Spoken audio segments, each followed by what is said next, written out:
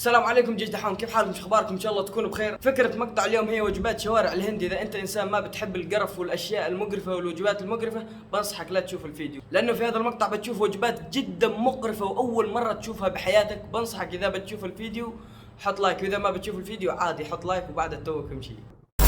هذا واحد ابو هندوس قاعد يبسط، قلنا اوكي بسط ما فيها شيء، لكن انه يبسط ويعصر البرتقالة في ثدي وكذا قاعد يفصها فوق العجينة. بالله ايش من الخلطة هذه؟ عجينة مع برتقال مع بيض. بالله شوف المقطع.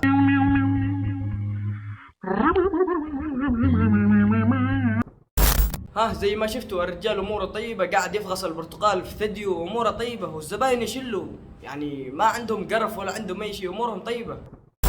هذا الفيديو اللي انا اصلا صدمني، رجال شكله افريقي وقاعد يبيع اكلات شوارع مثل اكلات حق الهند، قاعد يبيع خضره ما ادري ايش مع عجينه ويتوضي كمان حتى في الاكل. شوفوا بالله قاعد يتوضي ويغسل نفسه فيها. ايش القرف هذا يا اخوان؟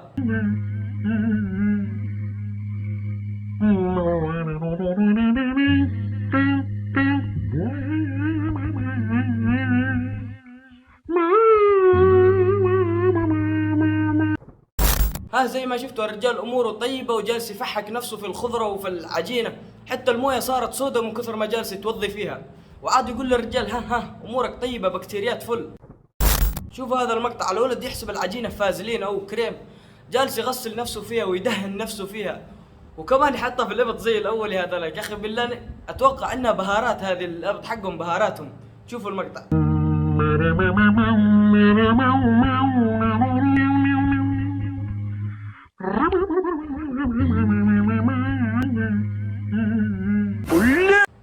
اوه شت، وكمان حط يده في هذا واحد قال لك يبغى يصلح فتة بالموز، بس فتة موز كيف على يد ابو هندوس. شوف المقطع.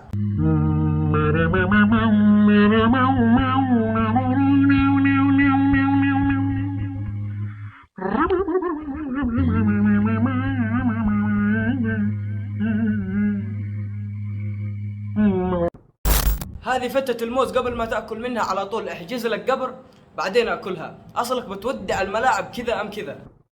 هذا المقطع اتوقع انه ما هو في الهند، تقريبا في الصين او في تايلاند او من هذه البلدان. المهم واحد جالس يبيع شراب، ما ادري ايش من شراب هذا، هو خضره لقطها من السوق او برتقال جاي يفعصه. المهم جالس يدعس البرتقال ويفعص فيه وجاي يبيعه للزباين، والزباين امورهم طيبه مبسوطين ويشربون ويضحكون. بالله ايش القرف هذا؟ جالس يدعسه برجوله. شوف المقطع.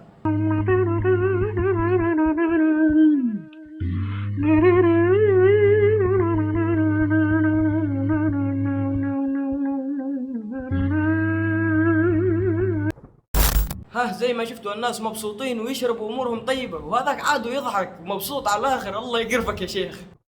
يا اخي انا اشتي اعرف الهنود ايش مشكلتهم مع الابط؟ في اي طبخه ضروري يستخدموا الابط. البهارات هنا تقريبا والملوحه، يعني المكونات كلها هنا ولا ايش؟ في اي طبخه يستخدموه. شوفوا لي هذا الفيديو، جالس يحطها في ابطه واموره طيبه وجالس ينجحها والزباين يشتروا امورهم طيبه ما فيها شيء.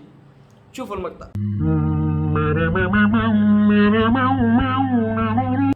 ها زي ما شفتوا اتوقع الهنود يعني الابط هنا البهارات حقهم، يعني في الوجبات ما عاد يحطوا شيء بهارات، على طول تحطها هنا وخلاص هذه البهارات وكل شيء، وتنجحها وعليك تاكل بس. عوافي يا رجال. وعاد نكمل مع الفيديو لحد هنا.